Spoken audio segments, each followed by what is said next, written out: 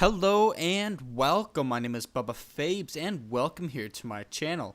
Today we are going over the patch 4.2 notes, telling you guys everything that you need to know. There is lots in this patch. There's going to be a huge meta game change from this, and I'm going to do my best to keep you guys informed on the new and improved Rainbow Six Siege. So to start us off, we have changes to Twitch and her shock drone. As you can see here, the round starts.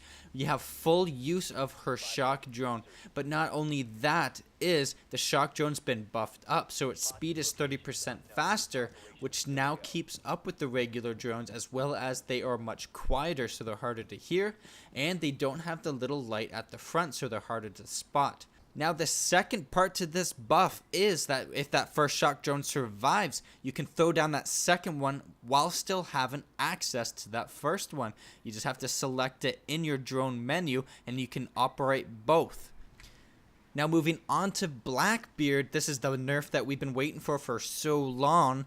Blackbeard has been raining terror from Windows since day one, but now instead of one shield of 800 hit points, you get 2 shields of 150 hit points each. This is going to make his shield a lot more fragile, taking only about 5, maybe 6 shots to destroy it. You can see the durability of the shield in that bottom right corner and switch between the two just by unequipping and re-equipping the shield. Now, other changes to Blackbeard has been his recoil has been increased by 10%, as well as the speed of the maximum recoil hit has been doubled. Now getting back to player buffs, we have Doc, who is on the operating table with his stim pistol, which can now heal players up to 40 hit points. And not only that, is you can now overheal players of up to 120 hit points, and the overheal loses 1 hit point every 2 seconds.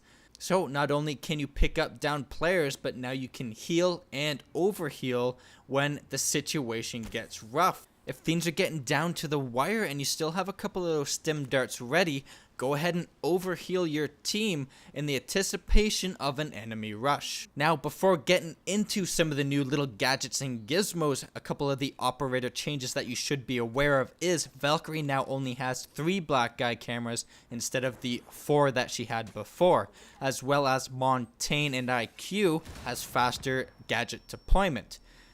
Now getting into some of the goodies, some attackers, for them to be precise, Thatcher, Thermite, Twitch, and Glass are now equipped with a Claymore Charge that can be placed on the ground to protect your back. You can place it outside in popular areas where defenders like to jump outside, or if you're on the inside, you can place it behind you on a door for any of those pesky roamers.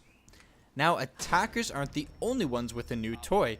Defenders are now equipped with impact grenades. You get a total of 2, but keep in mind the damage of these impact grenades are nowhere near the C4. So, unless you get a direct hit, you will only be doing about 20 to 30 damage. Even if you get a direct hit on a shield, again, only 20 to 30 damage, possibly 40. I've been getting various damage results from them.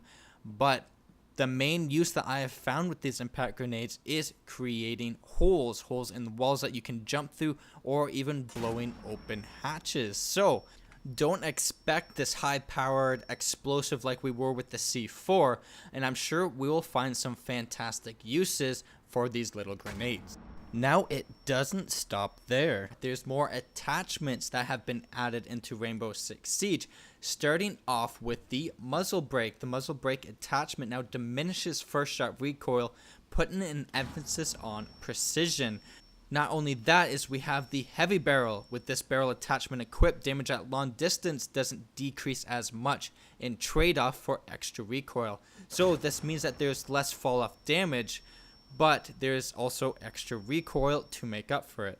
Now that may be all the exciting stuff, but there's still plenty more that came in with this patch, and this includes lots of weapon buffs and changes. So the weapon balancing is different. Some of the DMRs get an increase. Twitch's DMR and Buck's DMR now get damage increase to match the other DMRs in the game. Other weapon buffs include Fuse's LMG, Ash's G36C, Rook and Doc's P90, Mute's MP5K, and Frost's 9mm C1. Some of the final things in the main notes are a bigger restriction on team kill, and there's quicker and faster punishment for it, as well as an upgrade on hit reg. Now, don't expect every single bullet to be registered hits.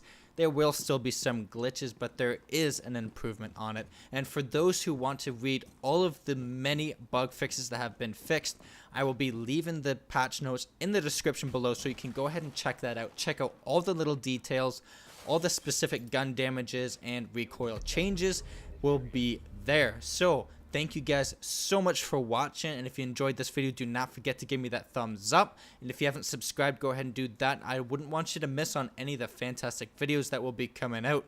And until next time, my friends, I will see you later. So to start off, normally a thermite will put a charge on the left and on the right and blow the whole thing open to reveal everyone there. Now, of course, you can hide behind the bricks, or you can hide behind the ledge behind me, just peeking up your head, but you're still susceptible to a flank from here and on this ledge there. So one thing that we can do to give ourselves more protection is we can rappel up higher, placing the charge near the top. Now, of course, this wall obviously isn't barricaded, but it will still work nonetheless. So when the charge goes off, you will see that my torso and legs are much better protected, and this works really well if you have a Blackbeard.